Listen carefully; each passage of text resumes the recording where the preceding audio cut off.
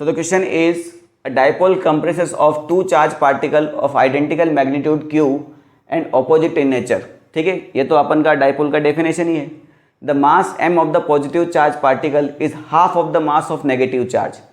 तो भैया negative charge का हाफ है, तो नेगेटिव चार्ज का अगर मास में 2m मान लेता हूँ तो पॉजिटिव चार्ज का कितना हो जाएगा, मास m हो जाएगा. The two charges are separated by a distance l, तो कोई दिक्कत ही नहीं है. If the dipole is placed in a uniform electric field in such a way the dipole axis makes a very small angle with the electric field E. तो भैया अगर मैं मान के चलता हूँ कि ये कोई इलेक्ट्रिक फील्ड है, थोड़ा बड़ा बना देते हैं क्योंकि इसमें हमको बहुत सारी चीज़ें लिखनी पड़ेगी ना. तो ये अगर इलेक्ट्रिक फील्ड है तो इसमें अगर आपका डाइपोल रखा हुआ है तो कुछ इस तरह से रखा हुआ है. तो ये एक -q चार्ज है जिसका मास 2m है और ये +q चार्ज है जिसका मास m है. ठीक है, और ये जो एंगल बनाया जा रहा है ये एंगल बहुत ही छोटा एंगल है. ठीक है, द एंगुलर फ्रिक्वेंसी को हम डिनोट करते हैं भैया ओमेगा से, of the oscillation of the dipole when release is given by. तो जब छोड़ा जाएगा मतलब अभी पकड़ा हुआ है, कोई दिक्कत वाली बात है ही नहीं. हमें पहला कंसेप्ट तो ये पता होना चाहिए कि जब इलेक्ट्रिक फील्ड के अंदर चार्ज पार्टिकल रखा जाएगा तो उसके ऊपर फोर्स लगता है. पॉजिटिव चार्ज पर उसी इलेक्ट्रिक फील्ड की डायरेक्शन में फोर्स लगता है QE, और नेगेटिव चार्ज पर उसकी ऑपोजिट इलेक्ट्रिक फील्ड की ऑपोजिट डायरेक्शन में फोर्स लगता है QE. ठीक है, अब दूसरा कंसेप्ट ये पता होना चाहिए कि भैया जब ये छोड़ा जाएगा तो ये QE फोर्स इस पर इधर और इस पर इधर लगेगा, तो ये घूमेगा. और ये डेरिवेशन आपने 12th बोर्ड में कर चुके हो, तो यहाँ पर क्या आएगा, टॉर्क आएगा. बात समझ में आई. हमें निकालना ओमेगा है, तो टॉर्क हम निकाल सकते हैं. इसका टॉर्क निकाल लेंगे फोर्स इंटू परपेंडिकुलर डिस्टेंस से. टॉर्क को हम बराबर करेंगे आई अल्फा से. आई क्या होता है यहाँ पर, इनर्शिया. पहले मैं यहाँ लिख देता हूँ सारी स्टेप्स. हम टॉर्क निकालेंगे, उस टॉर्क को हम आई अल्फा के बराबर करेंगे. आई यहाँ पर इनर्शिया होता है क्योंकि मास दिया हुआ है तो इनर्शिया निकल सकता है आराम से. फिर हम लास्ट में अल्फा को ओमेगा स्क्वायर थीटा के बराबर लिखेंगे. इस अल्फा निकल जाएगा यहाँ से, इस अल्फा को हम ओमेगा स्क्वायर थीटा के बराबर लिखेंगे तो हमारा ओमेगा निकल के आ जाएगा. ये स्टेप हमें फॉलो करनी है. तो पहले तो टॉर्क निकालते हैं. ठीक है, और दूसरी बात, मास भैया अलग अलग है. जब आप वहाँ पर डेरिवेशन करते थे 12th बोर्ड में तो वहाँ मास अलग अलग नहीं होते थे, वहाँ मास सेम होता था, इसलिए वहाँ पर बात ही नहीं हुई. तो ये किस पर घूमता था, इसके ज्योमेट्रिकल सेंटर पे ही घूमता था. मगर जब मास अलग अलग हो जाते हैं तो हमें ध्यान रखना है कोई भी ऑब्जेक्ट जो है वो सेंटर ऑफ मास पर ही घूमता है.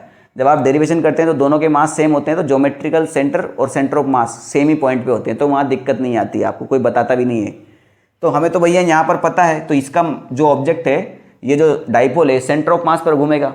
अब सेंटर ऑफ मास कहाँ होता है, तो भैया सेंटर ऑफ मास इधर बाजू में निकाल लेते हैं. देखिए समझिए बात को, ये एक नेगेटिव चार्ज है. अब चार्ज वास तो छोड़ दीजिए, इसका मास कितना है 2m नेगेटिव वाले का, और इसका मास कितना है m.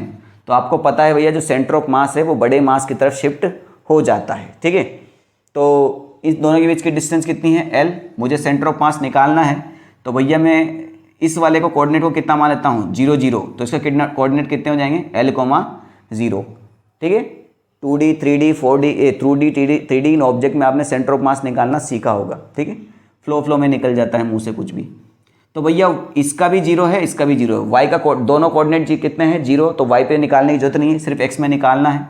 तो फॉर्मूला क्या होता है, m1x1 plus m2x2 divide by m1 plus m2. ठीक है, 3D में m1x1 plus m2x2 plus m3x3 divide by m1 plus m2 plus m3. 2D है तो m1 कितना हुआ 2m, उसका x1 कितना है बेटा 0, इसका कितना हुआ m, उसका x1 कितना है l divide by total mass कितना हो जाएगा 3m. ये तो 0 हो ही गया, और यहाँ से m से m कट जाएगा, तो x की वैल्यू कितनी हो गई बेटा l/3. l/3 कहाँ से, यहाँ से. तो यहाँ से l/3 यहाँ पर होगा, तो ये कितना हो जाएगा 2l/3. यानी इसका सेंटर ऑफ मास कहीं यहाँ होगा, और ये डिस्टेंस होगी l/3, और ये डिस्टेंस बाकी की होगी 2l/3. इसमें कोई डाउट अब नहीं आना चाहिए. सेंटर ऑफ मास तो निकाल लिया हमने. अब हमें निकालना है टॉर्क. टॉर्क होता है फोर्स इंटू परपेंडिकुलर डिस्टेंस. तो भैया फोर्स ये QE है, तो इसका परपेंडिकुलर डिस्टेंस कितना होगा, ये वाला होगा. इसका परपेंडिकुलर डिस्टेंस ये वाला होगा, और इधर फोर्स QE है तो इसका परपेंडिकुलर डिस्टेंस कितना होगा, ये वाला होगा, ये वाला. तो ये दोनों परपेंडिकुलर डिस्टेंस हमें निकालना है. तो बेटा ये एंगल थीटा है तो ये वाला एंगल भी थीटा होगा, तो ये वाला एंगल भी थीटा ही होगा, इसमें कोई डाउट नहीं. ये रहा आपका 12/3, ये थीटा इसके साथ बना रहा है, तो ये होगा 12/3 कोस थीटा, तो ये वाली हो जाएगी 12/3 साइन थीटा. ये L/3 है तो ये हो जाएगा L/3 cos थीटा, तो ये हो जाएगी L/3 sin थीटा। ठीक है, ये परपेंडिकुलर डिस्टेंस इन दोनों की। तो टॉर्क क्या हो जाएगा भैया, टॉर्क देखो जुड़ेगा या घटेगा ये भी देखना चाहिए। ये वाला जो टॉर्क होगा इसको ऐसे घुमा रहा है क्लॉकवाइज, तो ये वाला टॉर्क भी इसको क्लॉकवाइज ही घुमा रहा है, यानी दोनों टॉर्क जुड़ जाएंगे। एक ही डायरेक्शन में है तो जुड़ जाते हैं। अगर ये इसको इधर और ये इसको इधर घुमाता तो फिर घट जाते, बड़े में से छोटा घट जाता है। मगर यहाँ पर ऐसी कोई दिक्कत नहीं है, दोनों जुड़ने वाले हैं। इसको यहाँ पर हटा देते हैं, इसकी कोई ज़रूरत नहीं है हमें।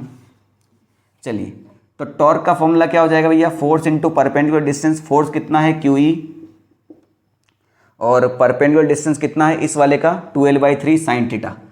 कितना है 2L/3, आई थिंक ये गीले से पूछ दिया है। ठीक है, तो ये हो जाएगा QE, ये हो जाएगा 2L/3 sin थीटा प्लस इसका कितना है, ये भी QE है और इसका परपेंडिकुलर डिस्टेंस है L/3 sin थीटा। तो ये हो जाएगा QE इसको यहाँ नीचे लिख देते हैं, प्लस QE ये हो जाएगा L/3 sin थीटा।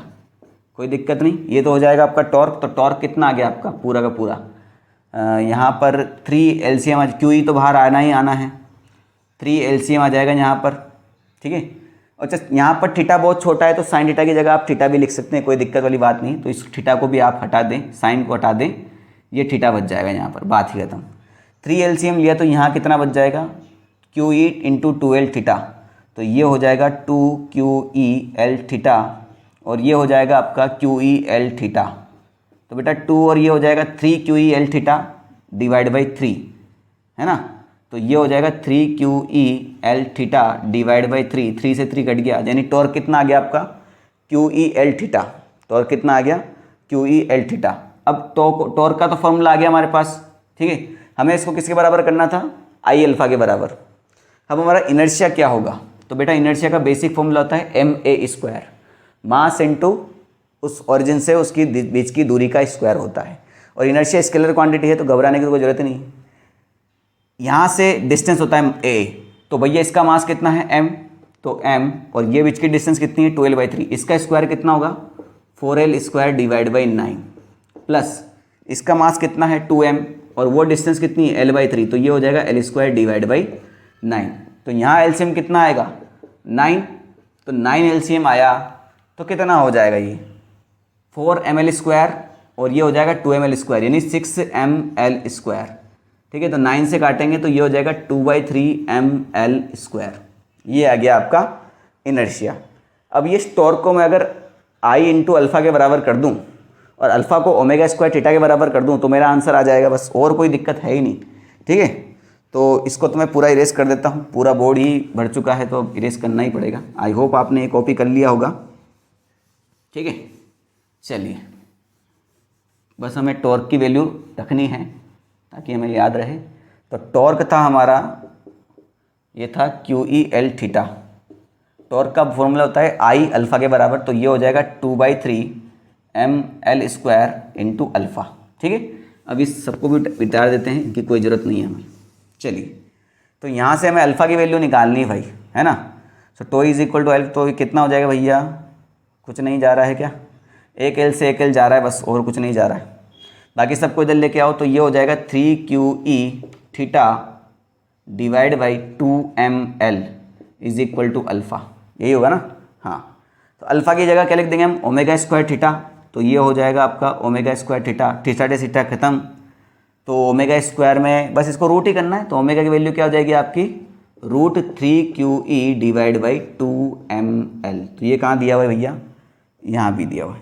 अच्छा, इसका दूसरे फॉर्मूले से भी निकाल सकते थे। 99 के 100% बच्चों को फॉर्मूला याद ही नहीं होता है, तो इसलिए वो मैंने बताया भी नहीं।